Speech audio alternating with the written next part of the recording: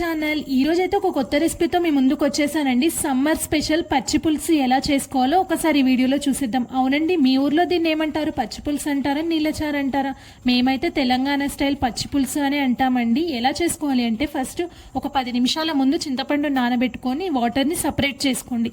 ఆ వాటర్లోకి సన్నగా కట్ చేసుకున్న ఉల్లిగడ్డ, పచ్చిమిర్చి, కొంచెం దీనికి సరిపడా సాల్ట్ యాడ్ చేసుకోండి.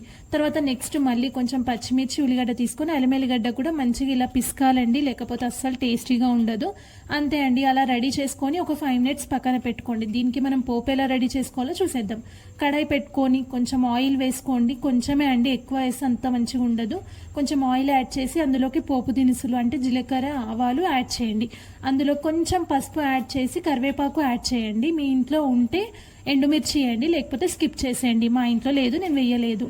అంతే అండి, పసుపు యాడ్ చేశారు కదా, చింతపండు రసం కూడా యాడ్ చేసి వేడివేడిగా మన పచ్చి పులుసు రెడీ అండి. సైడ్ డిష్గా ఏదున్నా కానీ మనం ఈ పచ్చి పులుసుని మంచిగా ఎంజాయ్ చేసుకుంటూ తినొచ్చండి.